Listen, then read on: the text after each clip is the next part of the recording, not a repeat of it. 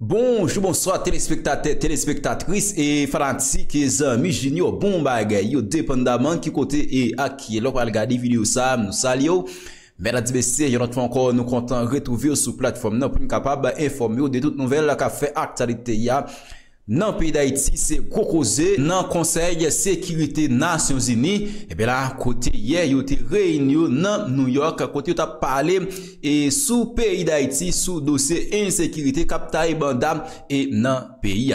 Et déjà, moi, saluer toutes fanatiques, toutes amis, junior, bon bagay, ça cap côté nous, dans le pays d'Haïti, ou même qui dans international là, nous saluer tout le monde en général.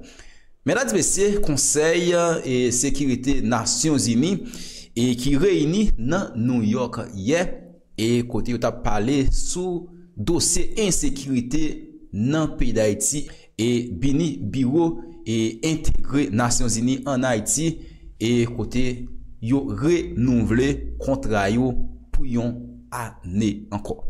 Ah oui, mesdames et messieurs, c'est hier pendant une réunion qui était gagnée dans New York et côté Nations Unies et qui renouvelé mandat Bini en Haïti pour une autre année encore. Nous connaissons la population haïtienne toujours fait manifestation contre Bini, contre Nations Unies, contre États-Unis et un pile l'autre pays. Il fait connaître ces pays qui toujours kembe pays d'Haïti en bagro et il même y a demandé une chance avec Vladimir Poutine pays la Russie. Et je dis à la côté Nations Unies qui renouvelle mandat Bini dans le pays d'Haïti pour une autre année.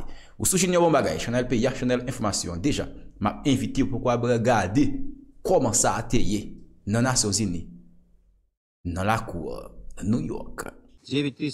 Je déclare ouverte la 9684e séance du Conseil de sécurité.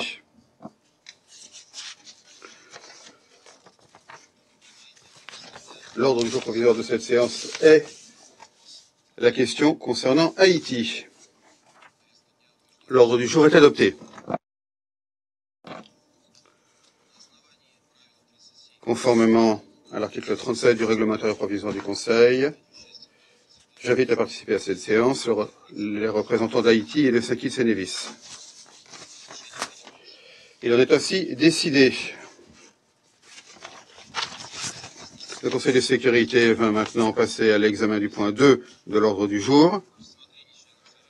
Les membres du Conseil examinent le document S/2024/540 qui contient le texte d'un projet de résolution présenté par les États-Unis d'Amérique et l'Équateur.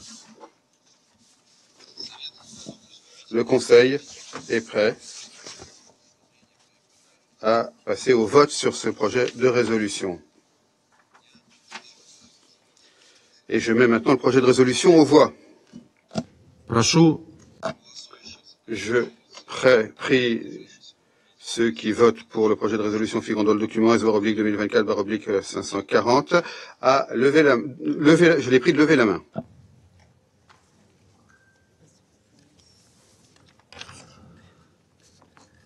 Le résultat du vote est le suivant. Pour le projet de résolution, 15 voix. Le projet de résolution est adopté à l'unanimité comme résolution 2743 de 2024.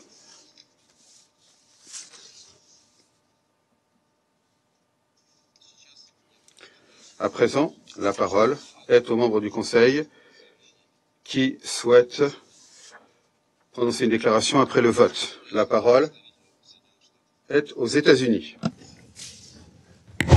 Thank you, Mr. President. Merci, Monsieur le Président. Les États-Unis sont fiers d'avoir voté pour cette résolution et remercient notre co-porte-plume, l'Équateur, pour son leadership. Ce vote d'aujourd'hui est une victoire si nécessaire pour le peuple d'Haïti. C'est un message fort envoyé par le Conseil. Cette réautorisation a été autorisée par un consensus. C'est un message clair. Même si nous avons de profondes divisions sur d'autres questions, nous sommes unis dans nos efforts visant à stabiliser Haïti, car nous savons que le BINU joue un rôle essentiel pour essayer de mettre Haïti sur la voie d'une transition démocratique vers l'avenir que mérite Haïti. Un avenir sans violence et chaos, sans menace contre les vies, les moyens de subsistance, le fléau des violences sur le genre, l'insécurité alimentaire. Un avenir dans lequel les voix et les aspirations des Haïtiens se font entendre et sont prises en compte. Cette adoption n'est pas simplement un message montrant que le Conseil appuie cet avenir, elle fournit les outils nécessaires pour y parvenir. Ces outils incluent la coordination entre le BINU et la mission multinationale d'appui à la sécurité, la MMAS.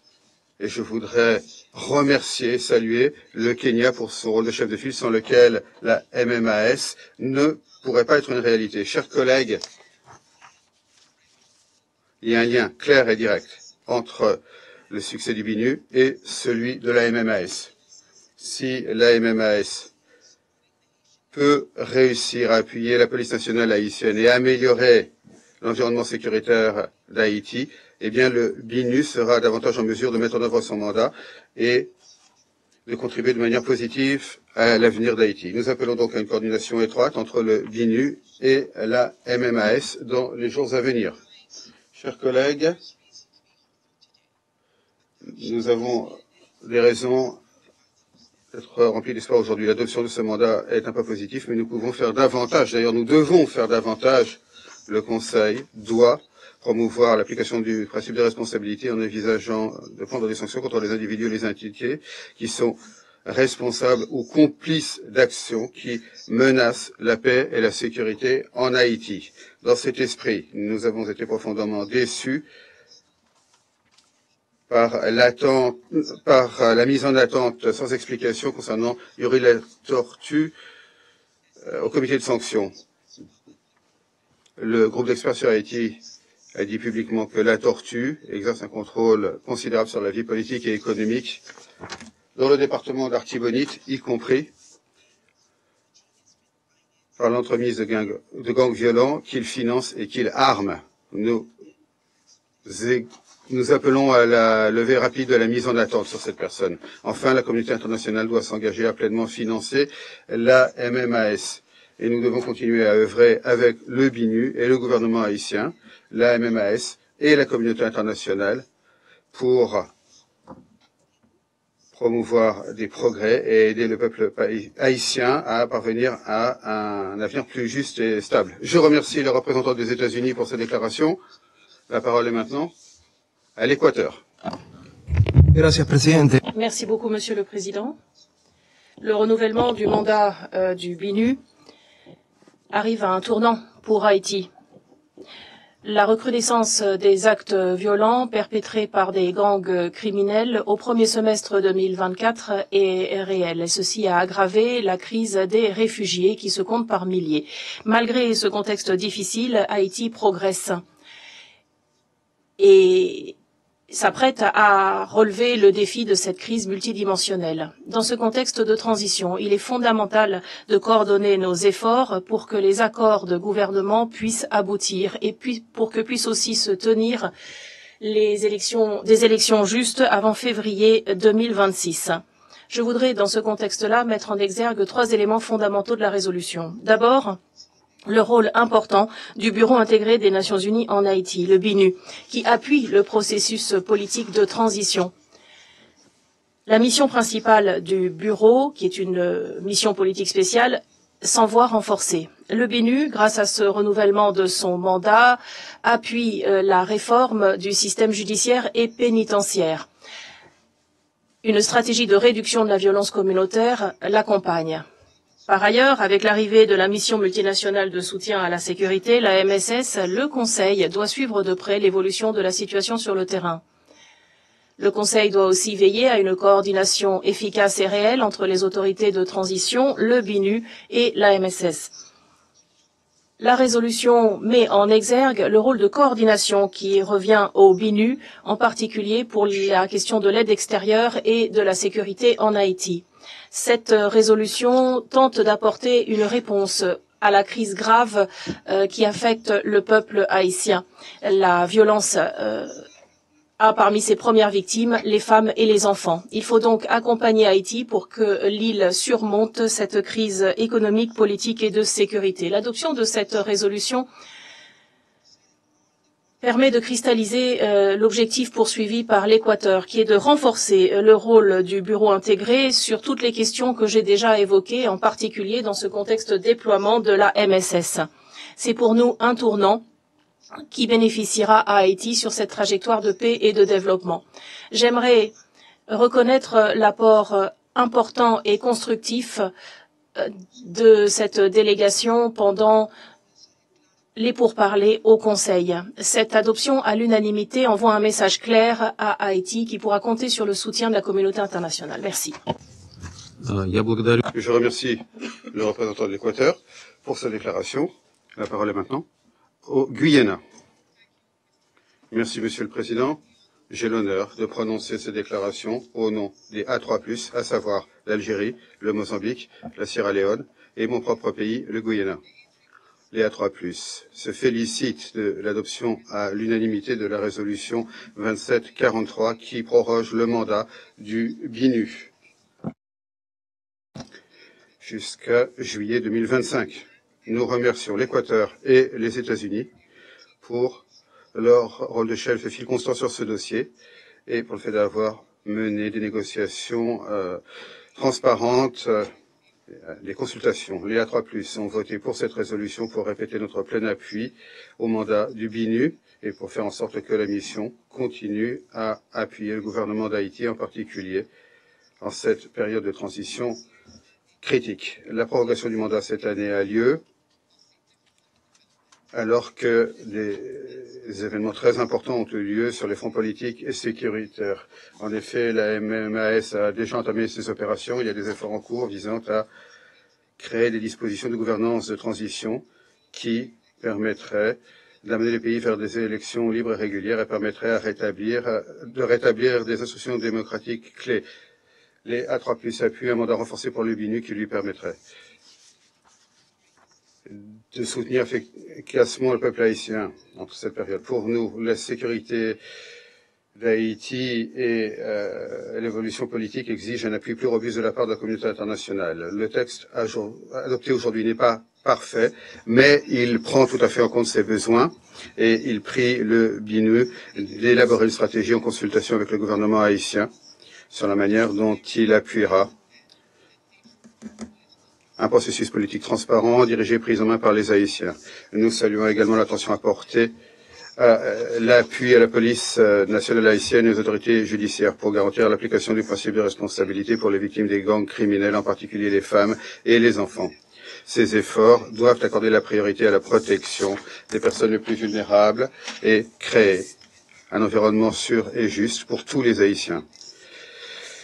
Dans ce contexte, la coopération, la coordination entre le BINU et la MMAS est également essentielle. Les A3+ continueront à appuyer le BINU pour l'exécution de son mandat. Les travaux du mandat sont nécessaires pour aider le gouvernement haïtien à renforcer la stabilité politique, la sécurité, la bonne gouvernance et l'état de droit dans le pays, et pour préserver un environnement pacifique et stable pour promouvoir le développement socio-économique d'Haïti. Nous saluons les efforts dévoués de l'équipe du BINU pour appliquer le mandat. Nous leur souhaitons plein succès dans leurs travaux. En conclusion, Monsieur le Président, les A3+ répètent notre ferme soutien au peuple et au gouvernement d'Haïti. Nous espérons que les progrès réalisés ces dernières semaines et la prorogation du mandat du BINU aujourd'hui marqueront le début d'un nouveau chapitre positif pour Haïti. Je vous remercie. Je remercie la représentante du Guyana pour sa déclaration. La parole est maintenant à Malte. Merci, Monsieur le Président. Malte se félicite de l'adoption à l'unanimité par le Conseil de cette résolution qui proroge le mandat du BINU pour 12 mois supplémentaires. Nous remercions sincèrement les porte-plumes, Équateur et les États-Unis qui ont travaillé ouvertement et sans relâche avec tous les membres du Conseil pour parvenir à une adoption consensuelle et rapide. Lorsque le Conseil a prorogé le mandat du BINU l'année dernière, Haïti se trouve dans un contexte différent. Les événements récents concernant les fronts politiques et sécuritaires ont créé de nouvelles occasions et de nouveaux espoirs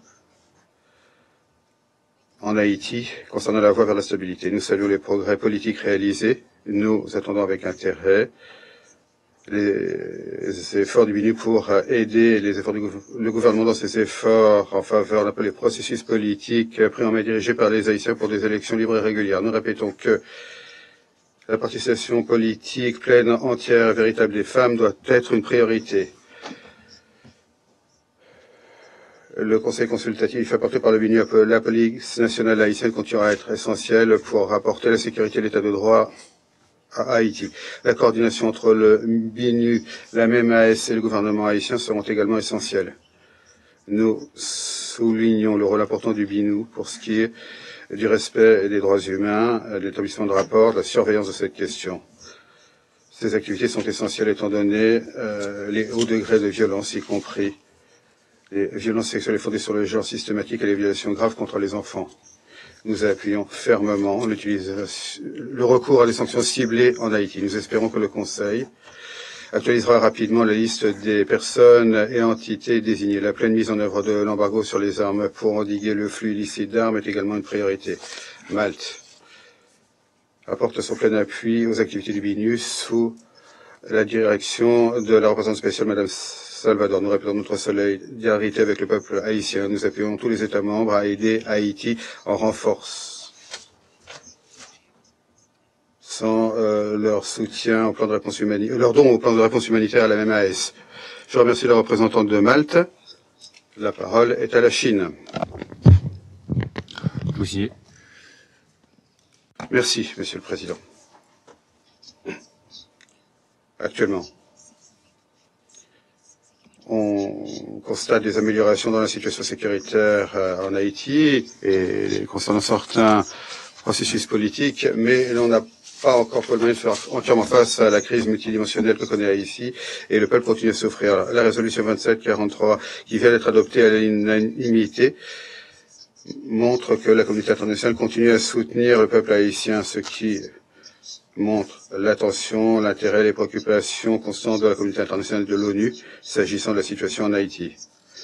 À cet égard, permettez-moi de souligner 3 points. Premièrement, la résolution 2743 appelle les parties haïtiennes à poursuivre leur dialogue inclusif et à convenir d'une feuille de route assortie d'un calendrier pour les élections. Nous espérons que toutes les parties et factions en Haïti appliqueront la résolution et elles continueront à faciliter des progrès concernant le processus politique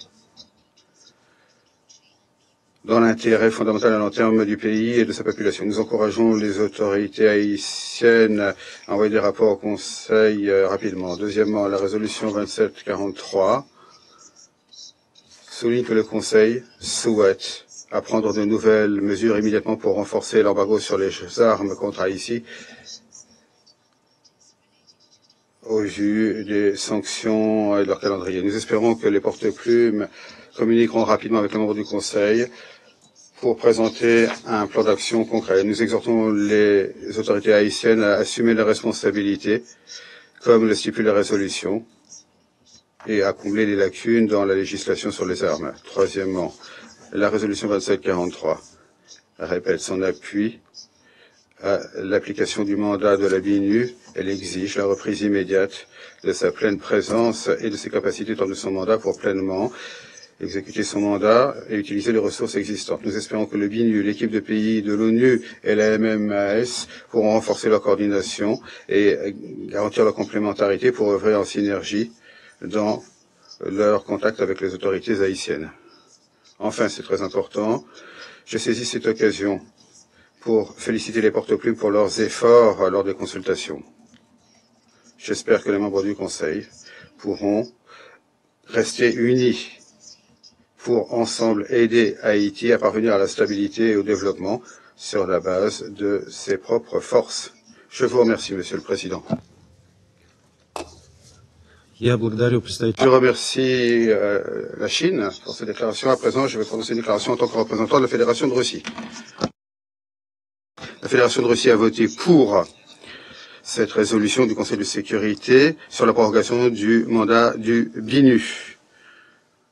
Cette décision à l'unanimité du Conseil est un message montrant l'appui aux activités et les missions politiques spéciales qui, même dans les conditions les plus difficiles, est resté sur le terrain et a continué à appliquer son mandat. Nous remercions la chef du BINU et représentante spéciale du secrétaire général Marie Salvador pour sa détermination et son courage à ce poste très important. Nous escomptons que jusqu'à l'expiration du mandat, le BINU pourra pleinement rétablir sa présence à Port-au-Prince pour mettre en œuvre ses missions clés pour appuyer le dialogue politique, aider la police haïtienne et les forces de l'ordre dans l'ensemble dans le pays. Nous saluons la démarche constructive des co-auteurs du projet et la volonté de tous les membres du Conseil de parvenir au consensus, ce qui a permis, en temps voulu, d'adopter ce document. Nous espérons que les travaux sur le dossier des sanctions auront lieu dans le même esprit positif et que les intérêts des membres du Conseil ne l'emporteront pas sur la volonté d'un dialogue politique inclusif pour les Haïtiens eux-mêmes.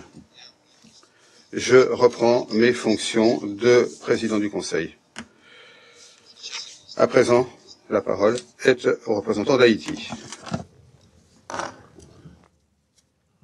Merci, Monsieur le Président. Au sein de mon propos, je tiens à remercier la présidence russe pour l'organisation de cette séance qui porte sur le renouvellement du mandat du Bureau intégré des Nations Unies en Haïti, BINU.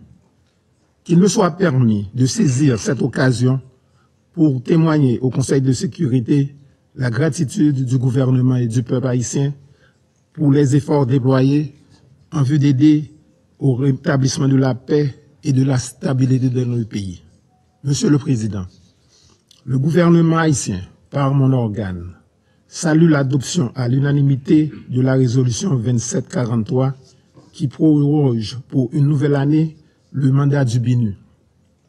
Il s'agit du renouvellement de l'engagement de la communauté internationale à œuvrer en faveur de la paix, de la sécurité, de la stabilité politique en Haïti et afin d'aider notre pays à combattre la violence et l'insécurité créées par les gangs armés et rétablir la paix et la sécurité. L'adoption de cette résolution constitue un appui fort de la communauté internationale aux efforts déployés pour aider Haïti à rétablir les institutions démocratiques et à faire progresser la transition politique avec la participation de tous les secteurs de la société. En ce sens, nous apprécions la souplesse et l'esprit constructif dont les membres du Conseil ont fait preuve au cours des consultations et qui ont contribué à dégager un consensus sur le texte, ce qui démontre l'unité du Conseil de sécurité dans son soutien à mon pays. Monsieur le Président, le gouvernement note avec satisfaction que le Conseil salue les avancées positives réalisées sur le plan politique, telles que la mise en place du Conseil présidentiel de transition et l'investiture du Premier ministre et de son cabinet. Il souligne la nécessité pour toutes les parties prenantes haïtiennes, avec le soutien du BINU, de continuer à faire avancer un processus politique dirigé et pris en charge par les Haïtiens vers la tenue d'élections législatives et présidentielles libres et équitables. Il accueille favorablement le fait que le rôle du BINU a été renforcé et comprend de nouvelles attributions. Ainsi, l'appel lancé au BINU à élaborer une stratégie en consultation avec le gouvernement haïtien en vue de continuer à appuyer le processus politique dans le but de rétablir rapidement les institutions démocratiques, de favoriser la participation de tous les secteurs de la société haïtienne et d'aider les autorités électorales haïtiennes à faire progresser la transition politique est bienvenu. Il en est de même de l'appui à la stabilisation et au renforcement des institutions de l'État et aux principales réformes de la gouvernance.